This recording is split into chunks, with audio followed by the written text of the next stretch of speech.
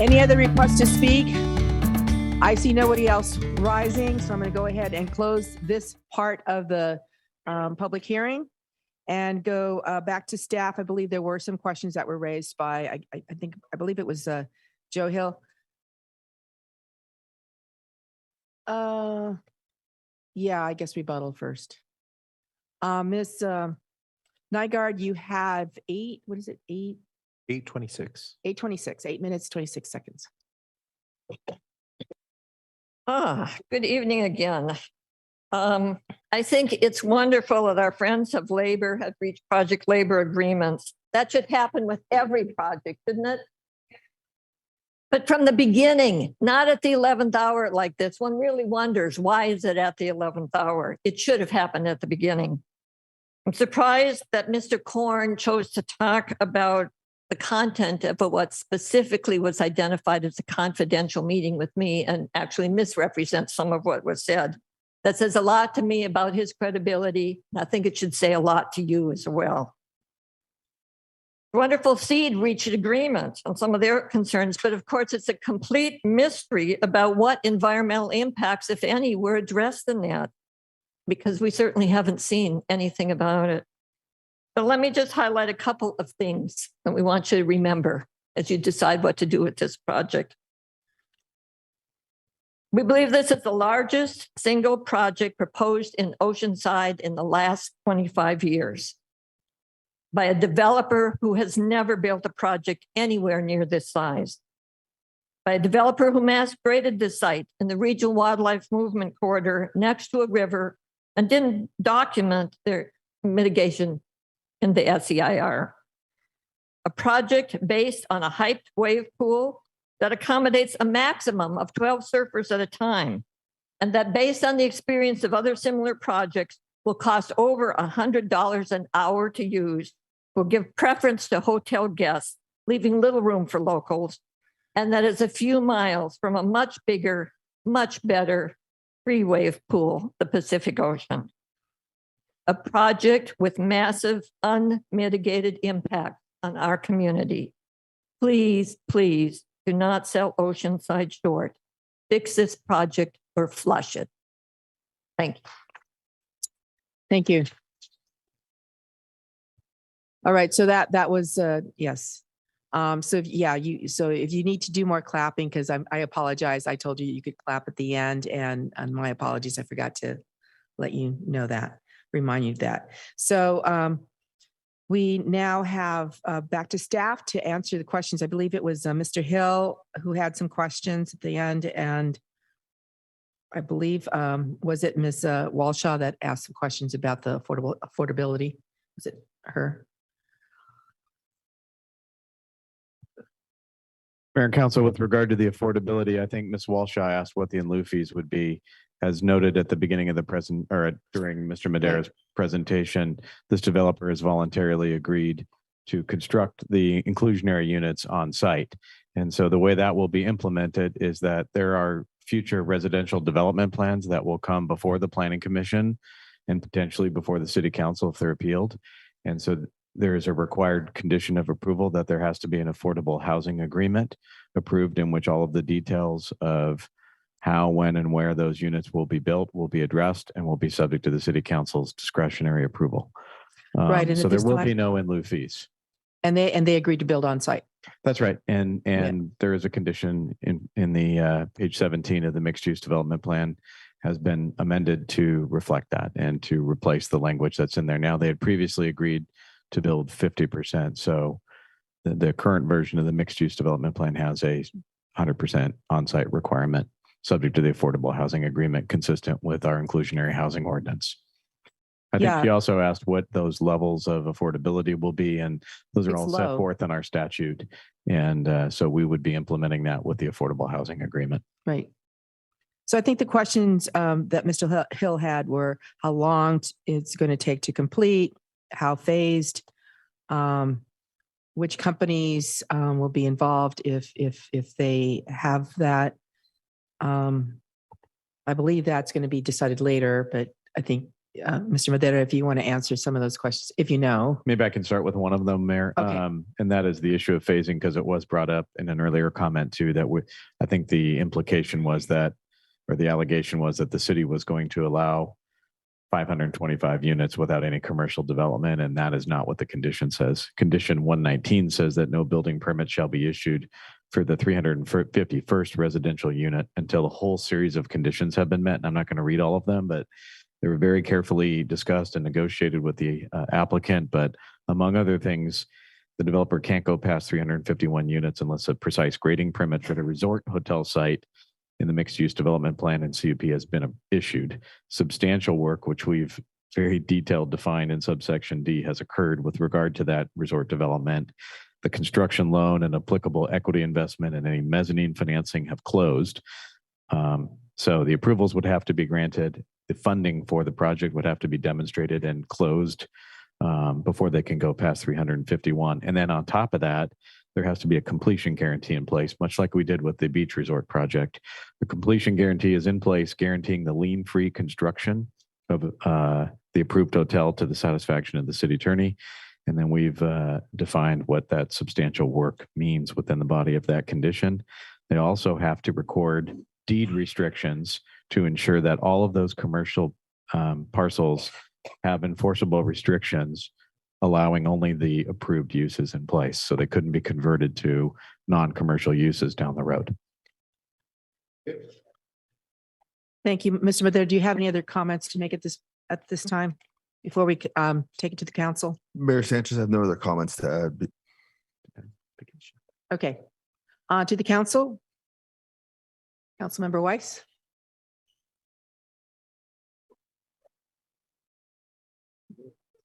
Deputy Mayor Keim.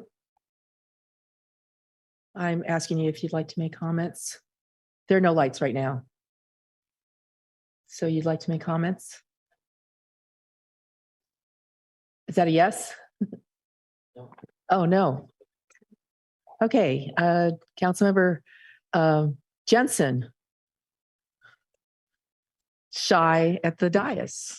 I guess by default, I'll ask a question. On the local hire, is there a percentage attached to that or any restrictions on the local hire? Councilmember Jensen, that's an agreement between the developer and the union that would probably best answered by the applicant.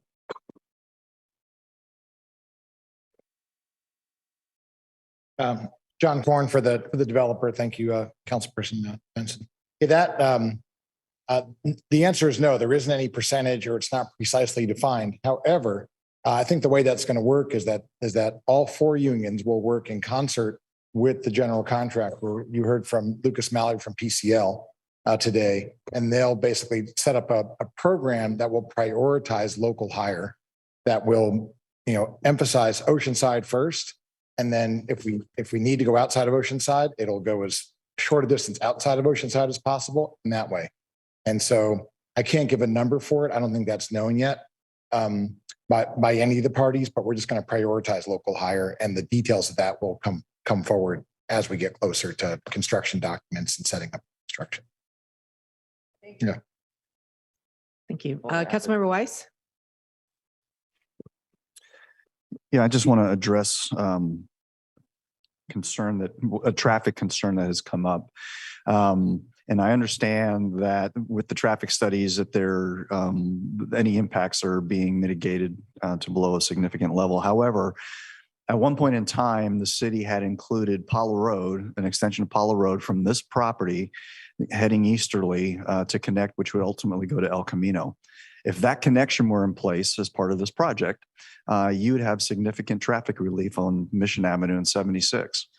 And a prior council, including the mayor, voted to remove that extension of Apollo Road. So to me, you can't have it both ways. You can't remove key segments of roadways from the city's circulation element and then wonder why you have traffic congestion in other areas. But I do have a question for the city planner.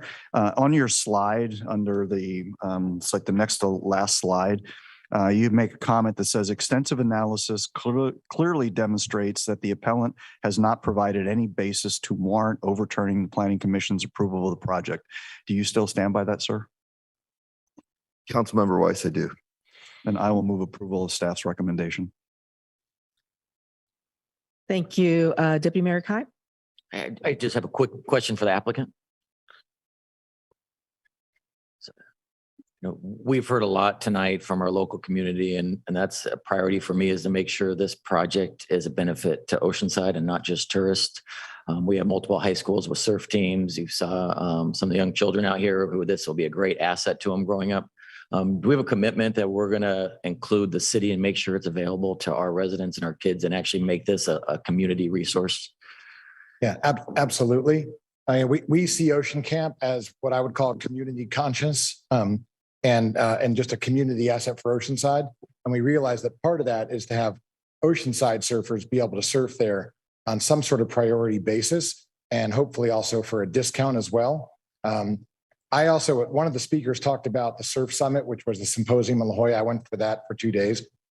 One of the issues that came up was how the repetition that you can get from surfing in a surf park can enhance your surfing skill by orders of magnitude compared to surfing in the ocean. Not that surfing in the ocean isn't great, but by being able to do the same maneuver over and over on a predictable wave, your skill level goes way up.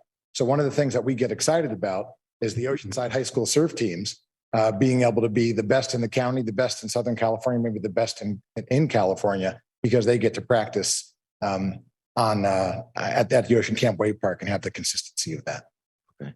And I think, we've heard some comments tonight that why would you build a wave pool next to the ocean? But I do think this is the demographic that would use that. It's people that surf that will use it on a daily basis, especially when there's no waves. Someone who's grown up surfing, I know this would have been a fantastic resource. But again, that's why I want to reiterate my priority to make sure we keep this accessible to Oceanside and make sure our children get a chance to use it. Yeah, well, thank you. We feel the same way, and we're already exploring partnerships with the school district and also with other surf-oriented groups in Oceanside to do just that. Okay, with that, I'll second the motion for approval. Thank you. No other lights. I did have several concerns about this project, and I have been sharing those concerns with staff. The first concern that I shared was, we need affordable housing. We need to have it built. And I was not happy that what was the original plan was to build, I think, was it 5% or however many, but that changed. And I do very much appreciate that because I really wanted it on site. 70 affordable units for low income versus moderate. We really desperately need low, and I'm really, really happy that that has been included. I also asked the question about short-term vacation rentals, that they not be, that those be banned on this project, and that was also another agreement, and I appreciate that very much. I also asked our water director, our utilities director, Ms. Lindsay Leahy, I don't know if she's still here, regarding the use of water. The concerns that I had were, is this going to be an impact to our ratepayers? And she is here. She's approaching the podium because we are in a drought and things are going to get worse. And I have to be able to explain to the community the use of this water and is this really an impact? Would this be an impact to ratepayers, especially residents? And Ms. Leahy, you actually indicated that would not be the case. And could you explain that again? Thank you, Honorable Mayor and City Council. Lindsay Leahy, Water Utilities Director. So any cost of producing water are already included in our existing rates as well as projected into our financial model for future rates. This includes existing capital projects, which we've constructed, including Pure Water Oceanside and developments of our recycled water program to develop our local water supply, as well as any future capital projects and programs. Development of this specific project would not specifically impact our water rates. Any water consumption used by this project would be paid for by the project itself. Additionally, just looking at the consumption of the project, specifically the wave pool itself would use approximately 0.13% of our total water consumption within the city for the year. And the project as a whole, including the projected hotel, commercial, and residential, would use approximately 0.84, so less than 1% of the total consumption of water in the city. So it would not have a direct impact on rates to other residents just because of this construction. And any loss is based on the rate of evaporation because it's recycled water, right? I'm not The specific. water that is being lost is because of evaporation rates. That would be correct. There's water loss due to evaporation from the lagoon, as well as backwashing of the filters from my understanding of the technology. I'm not an expert. However, that is part of the calculation that goes into the wave pool consumption. Thank you very much. Thank you. I also was on the council when we approved the previous project, and I'm actually honored. I'm glad that we are honoring the neighborhood request, which was not to connect Paula Road, because that neighborhood is truly just would be hugely impacted by cross traffic. And as I understand it, they still wanted that. So I'm actually, glad that we still have that, that we are not going to be requiring Paula Road to be built straight through.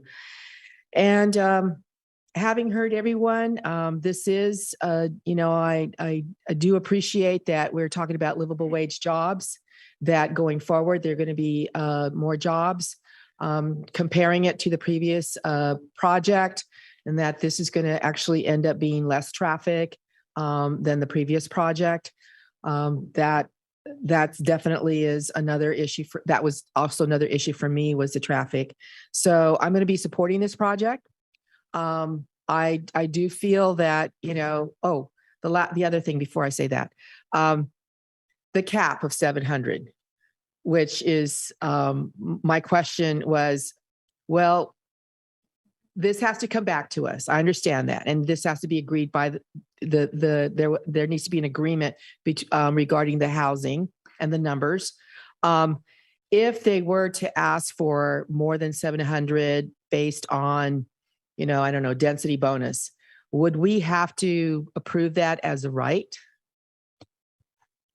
Well, you're approving, assuming you vote to approve it, a mixed use development plan that has a cap of 700 units. So if a So that's a definite cap. developer, if a developer would want to exceed that, you'd have your discretion to approve or deny it with Okay. an amendment to the plan. All right. But I right just now, there's wanted a to make cap. sure you said that out loud so that we know, because I'm basing my vote on what's before me, and that says 700 cap. It doesn't preclude someone from asking, just to be Right. clear. So All right. Thank you. Let's vote.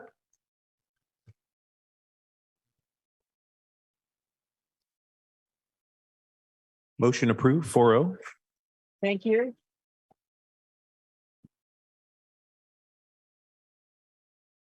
So my apologies to the folks on item number 22. I made you wait a lot longer than I thought it would be. Do we still have people here for item number 22 wish to speak? Yes. Okay. I believe we were at, thank you for telling me I was younger. I have it up. okay, Yeah. good. My apologies to you. It's okay. I really didn't think it was gonna be that. I understand. Should I begin? Am I good? So we're gonna wait until they, could you please calmly leave because we still have our business here.